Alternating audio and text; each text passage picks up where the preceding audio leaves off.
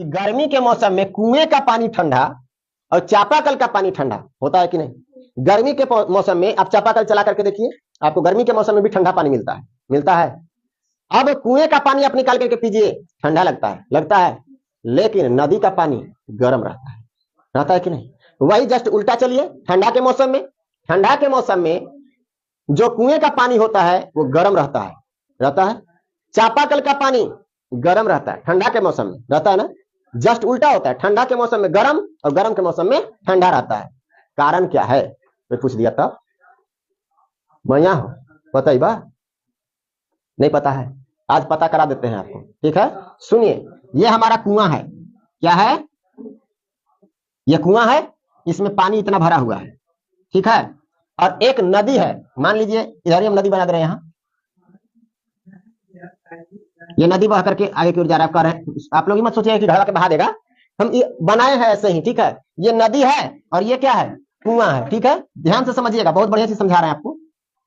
अभी गर्मी का मौसम आने वाला है, हम लोग अगर कुएं का पानी खींच करके पीते हैं तो हमको ठंडा लगता है, लेकिन वही नदी का पानी जब हम पिएंगे तो हमको गर्म लगता है ना। रीजन क्या है? वही रीजन आपको समझा रहे हैं। घड़ा वाला तो समझ गए ना कि घड़ा वाला में छोटे छोटे छिद्र पाए जाते हैं जिससे पानी बाहर निकलता रहता है, बूंद बूंद कर वो वाष्पित होकर के उड़ते रहता है, इसीलिए घड़े के अंदर का पानी गर्म नहीं हो पाता है, वो ठंडा के ठंडा रहता है। इसमें क्या हो रहा है तो समझिएगा, वातावरण पूरा गर्म है कि नहीं। अरे कुआं के वातावरण मतलब कुआं के अगल बगल का वातावरण तो पूरा गर्म है। गर्मी के मौसम में ये चारों तरफ जितना भी है वो सब वातावरण क्या है? गर्म। लेकिन याद रखिएगा, ये कुएं के अंदर ये जो वायु का एक परत बन जा रहा है ना, वायु का एक सतह जो बन रहा है ना, वो उष्मा का कुचालक होता है। अभी उष्मा के कुचालक का मतलब ना तो गर्मी को अंदर जाने देगा और ना ही गर्मी को नीचे से ऊपर जाने देगा, ना ही ठंडा को ऊपर से नीचे आने देगा और ना ही नीचे के ठंडा को ऊपर जाने देगा।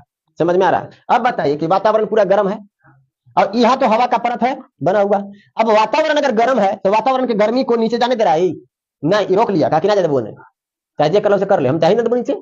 तो अगर ये वातावरण जो गर्म है और गर्म हवा को नीचे जा ही नहीं देगा तो पनिया को गर्म कर पाएगा?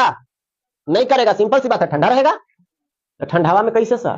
ठंडा में तो गर्म निकला है, वह बतिया। तो ठंडा में वातावरण क्या रहता है? ठंडा।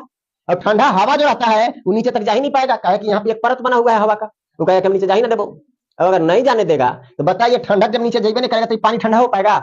नहीं होगा, गर्म रहता है। समझ में आया? तब नदिया में बताइए ना, अभी गर्मी के मौसम में गर्म कैसे हो गया?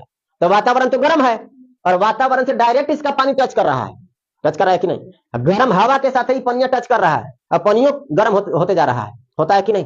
नहीं होगा। सोचिए ना, नदी में पानी इसी बह रहा है ना और वातावरण में पूरा गर्मी है, तो वातावरण में गर्म जो हवाएं हैं वो हवा डायरेक्ट एक से टच कर रहा है कि नहीं। और गर्म हवा जब इसे टच करेगा तो इसका पानी भी गर्म होगा कि नहीं। तो इसका पानी डायरेक्ट गर्म हो गया, नदी का हो तालाब का हो, ये सब डायरेक्ट गर्म हो जाते हैं। क्यों? क्योंकि ये वातावरण के हमेशा संपर्क में रहते हैं। लेकिन ये जो कुएं के नीचे का पानी है ये वातावरण के संपर्क में नहीं आ पाता, क्योंकि यहाँ पे एक परत बना हुआ है हवा का जो नीचे उस तापमान को नीचे आने ही नहीं देता। तो नहीं आने देगा तो ठंडा रहेगा, ये गर्म। और ठंडा के मौसम में जब वातावरण पूरा ठंडा है तो पानी जो देख रहे हैं आप, नदी का पानी, वो हमेशा टच में है कि नहीं? ठंडा हवा के टच में ना है, और ठंडा हवा के टच में रहेगा तो ठंडा होगा कि नहीं? इसीलिए नदी का पानी ठंडा के मौसम में ठंडा और गर्मी के मौसम में गर्म रहता है। लेकिन कुएं का पानी गर्मी के मौसम में ठंडा और ठंडा के मौसम में गर्म होता है। कोई दिक्कत? तो ये इसी से रिलेटेड था, गर्मी में ठंडा क्यों और ठंडा में गर्मी क्यों, इसलिए आपको ये बता दिया।